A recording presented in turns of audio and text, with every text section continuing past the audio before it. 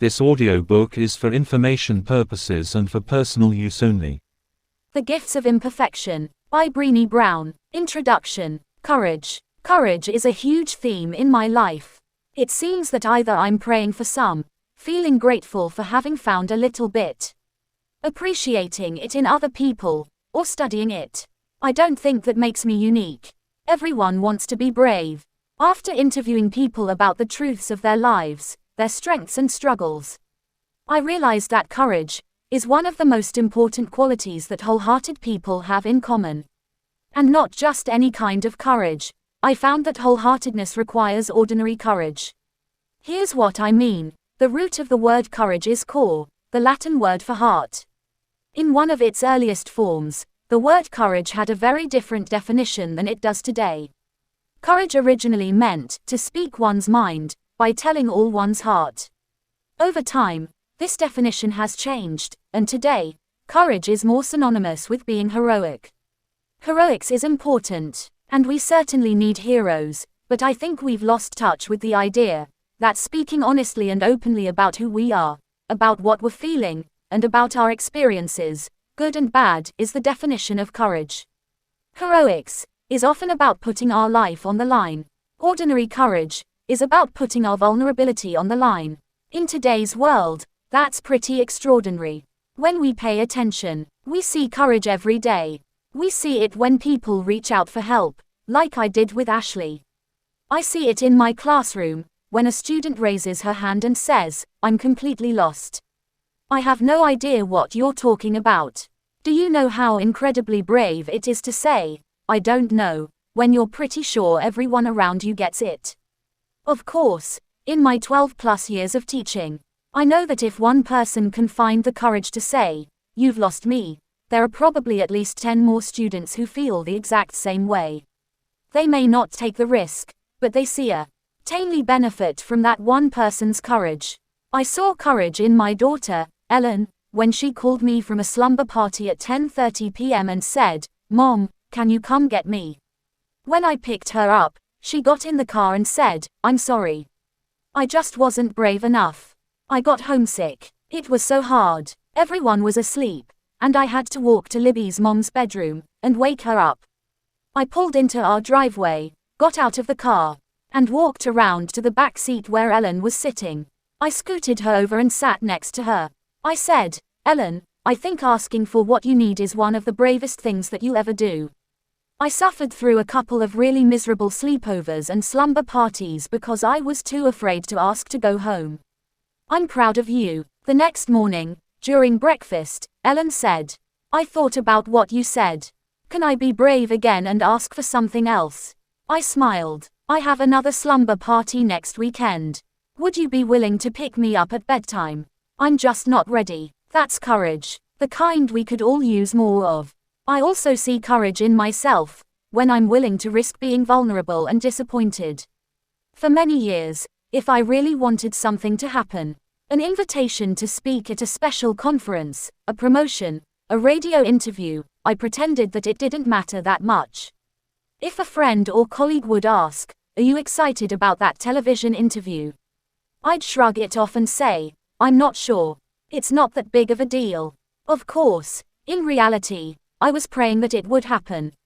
It's only been in the last few years that I've learned that playing down the exciting stuff doesn't take the pain away when it doesn't happen. It does, however, minimize the joy when it does happen. It also creates a lot of isolation. Once you've diminished the importance of something, your friends are not likely to call and say, "I'm sorry that didn't work out. I know you were excited about it."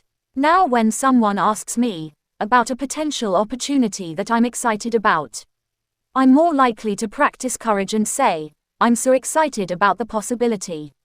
I'm trying to stay realistic, but I really hope it happens." When things haven't panned out, it's been comforting to be able to call a supportive friend and say, "Remember that event I told you about? It's not going to happen, and I'm so bummed." I recently saw another example of ordinary courage at my son Charlie's preschool. Parents were invited to attend a holiday music presentation put on by the kids. You know the scene. 25 children singing with 50+ parents, grandparents, and siblings in the audience wielding 39 video cameras. The parents were holding up cameras in the air and randomly snapping pictures while they scrambled to make sure that the kids knew they were there and on time.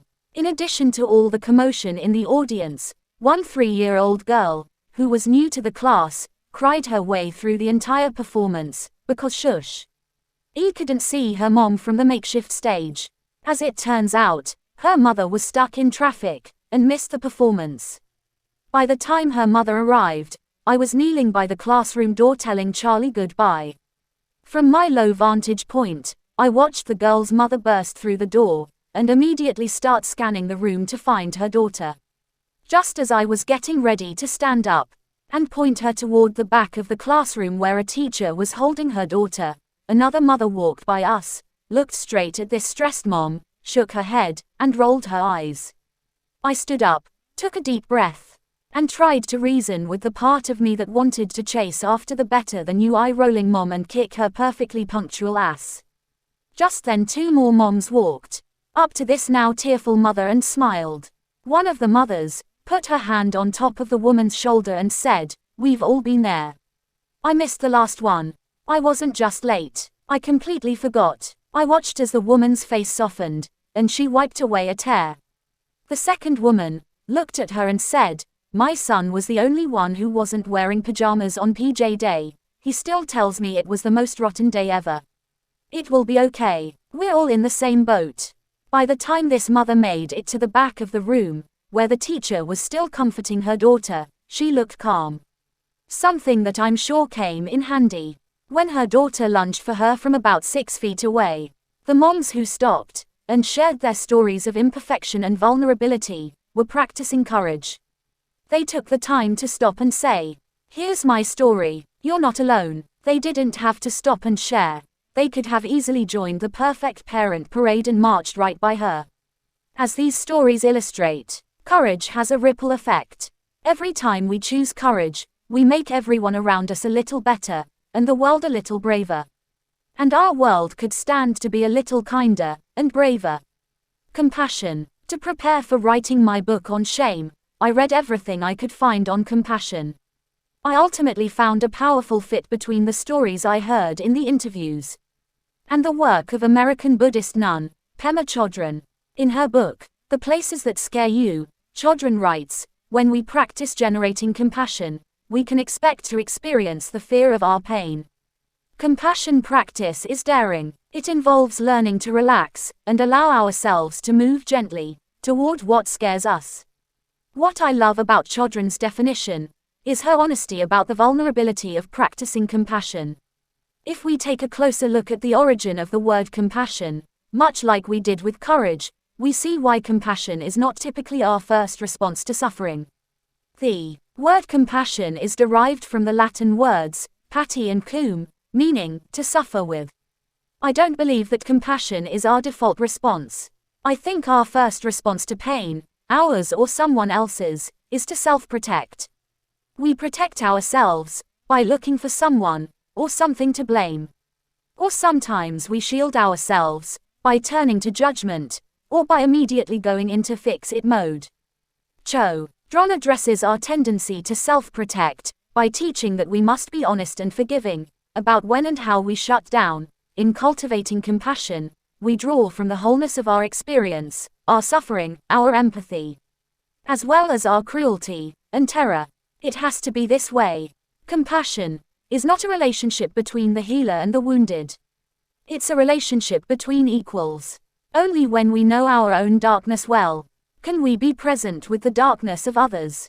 Compassion becomes real when we recognize our shared humanity. In my story, Ashley was willing to be in my darkness with me. She wasn't there as my helper or to fix me. She was just with me as an equal, holding my hand as I waded through my feelings.